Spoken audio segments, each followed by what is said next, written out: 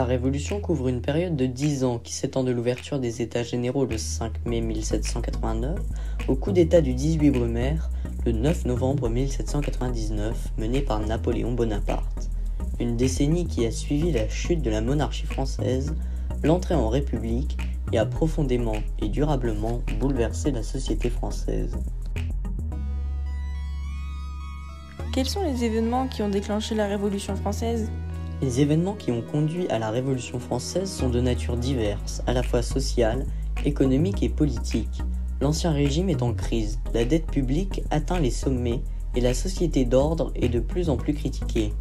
Malgré la décision de Louis XVI de doubler le nombre de députés du tiers-État fin 1788, ces derniers demeurent minoritaires face à la noblesse et au clergé. La révolte gronde. L'entrée aux révolutions se fait printemps et dans l'été 1789 avec la transformation des États généraux en Assemblée nationale le 17 juin et l'affirmation de la souveraineté nationale. Avec le serment du jeu de paume le 20 juin, la nouvelle Assemblée nationale s'engage à ne pas se séparer avant d'avoir rédigé la Constitution.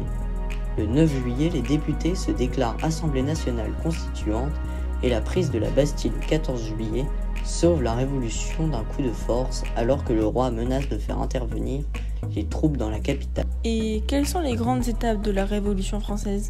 Guerre civile, terreur, pays divisé, mais aussi abolition des privilèges des premières constitutions écrites de France, la Révolution française est une période riche et complexe.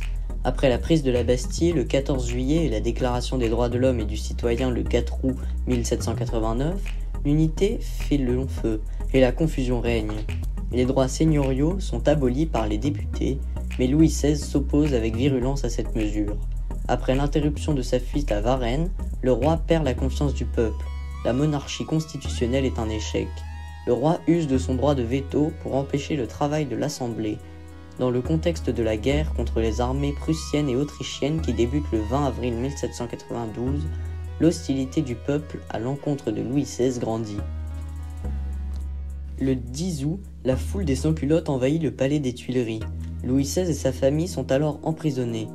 Le pouvoir est alors détenu par convention nationale, l'Assemblée qui a été élue après l'insurrection du 10 août pour rétablir une nouvelle constitution. Le 21 septembre, lors de sa première séance officielle, elle déclare l'abolition de la royauté en France. C'est le début de la République. Le procès de l'ancien roi est désormais simple citoyen capé. S'ouvre le 11 décembre 1792. Il est reconnu coupable de conspiration contre la liberté publique et la sûreté générale de l'État, le 15 janvier 1793. Son exécution publique a lieu le 21 janvier. Dans les semaines qui suivent, la décision de la Convention de lever 300 000 hommes pour renforcer les troupes provoque une révolte paysanne qui conduit à la guerre de Vendée. Dès le mois de mars, un tribunal révolutionnaire doit punir les contre-révolutionnaires. Et le 6 avril, le comité de défense générale devient le comité de salut public, dans lequel Robespierre va bientôt jouer un rôle majeur. Le 10 octobre 1793, la Convention décrète le gouvernement révolutionnaire jusqu'à la paix. Ce gouvernement va décider de différentes mesures destinées à lutter contre les ennemis à l'intérieur du pays, en Vendée, mais aussi à Lyon et Caen, où les soulèvements s'intensifient contre la Convention, et les ennemis extérieurs incarnés contre les autres monarches européens.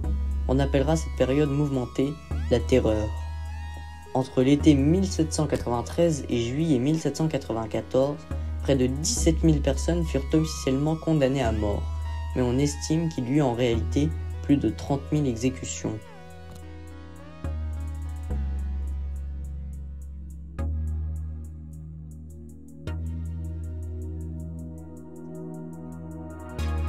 Mais qui gouverne la France après la chute de Louis XVI ? Dans l'attente d'une nouvelle constitution, le gouvernement est exercé par l'Assemblée qui détient le pouvoir législatif et par un conseil exécutif provisoire composé de 6 ministres. Le 1er avril 1794, ce conseil va être remplacé par 12 commissions exécutives. Le 9 novembre 1799, Napoléon Bonaparte s'immiscise lors d'une séance du Conseil des 500 réunis à Saint-Cloud et prend le pouvoir à l'aide de son frère Lucien Bonaparte. Il bénéficie également de la complicité d'un des 5 directeurs, Emmanuel Joseph Sieyès. Le lendemain, le consulat naît.